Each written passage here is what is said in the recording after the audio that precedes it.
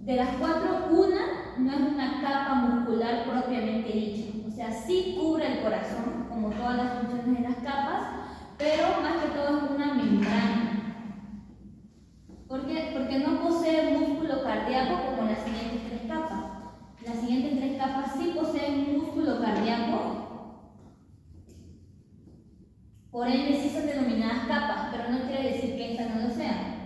Solamente que si el doctor les pregunta ¿cuál es la diferencia entre la más externa y estas tres capas? Es que esta es una membrana, o sea, no es una capa propiamente dicha porque no posee músculo cardíaco, pero sí se considera como una, ya que me cubre igualmente el corazón. Y esta capa se llama pericardio. Les voy a poner todas las capas de una vez para que puedan diferenciar. Después sigue el epicardio, miocardio y endocardio. Para que puedan aprendérsela bien, como ven todo termina en cardio. Y entonces simplemente hacen esto. El sufijo o el prefijo de peri, aquí es epi, aquí es mio, aquí es endo. Para que se puedan acordar y después se puedan chipar. Peri, referencia a externo.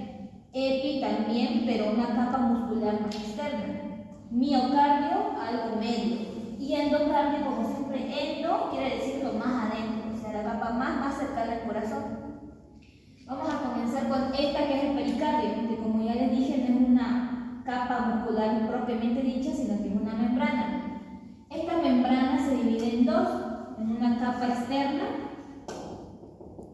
y en una capa interna. La capa externa es más llamada como capa parietal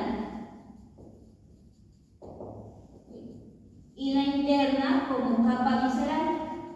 ¿Por qué como capa visceral? Porque se encuentra más cerca del órgano propiamente dicho, entonces del corazón. Y como es una capa visceral, así como la grasa visceral tiene la función de proteger, de cubrir el corazón. Por ende, las tres funciones del pericardio son las siguientes. Este pericardio igualmente posee un espacio pericárdico. Este espacio pericárdico tiene en su interior un líquido, llamado también de la misma manera, líquido pericárdico. Y así como en la rodilla había líquido sinovial, este líquido pericárdico se encarga igualmente de lubricar al corazón. ¿Para qué? Para que este pueda hacer lo que llamamos como circuito cardíaco, que es la contracción y la relajación del músculo. Entonces, el pericardio tiene tres funciones importantes. Lubrica y envuelve el corazón. Protege porque, como dije, tiene dos capas, una parietal y visceral, que es como una doble protección al corazón. Es una membrana externa, o sea, lo primero que se van a topar al diseccionar el corazón, no todos van a tener la suerte, capaz un grupo o dos grupos, de ver al pericardio porque es súper delgadito, como una bolsa, pero la mayoría le va a tocar sin eso, porque hay veces que lo venden sin eso, pero el que le toque, perfecto.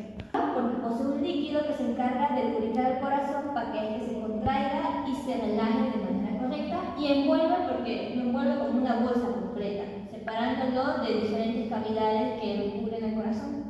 Que este ya vendría a ser como la primer capa muscular, no primer capa del corazón, sino primer capa muscular. Pues cumple la única función de crear canales dentro del corazón para que puedan pasar las arterias y las venas que se encargan de llegar al corazón, y estas arterias se llaman arterias coronarias. Forma canales por donde pasan arterias coronarias que llegan al corazón. Ahora tenemos la segunda capa muscular,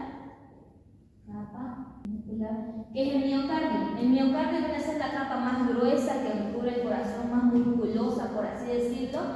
¿Por qué? Porque este miocardio va a permitir lo que ya tanto les decía, la sístole y la diástole. ¿Qué quiere? La contracción y la relajación del músculo. Sí, la contracción y diástole siempre va a ser relajación.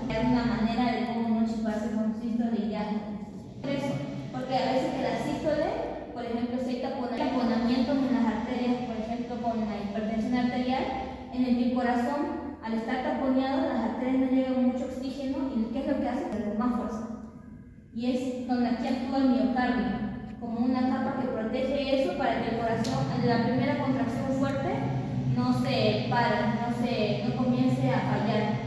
Pero igualmente, con el paso del tiempo, si no se trata esa patología, pues comienzan a ver lo que es ya infarto, ataque de miocardio, angina del pecho y etc. Interna de todo siempre va a ser lo más interno.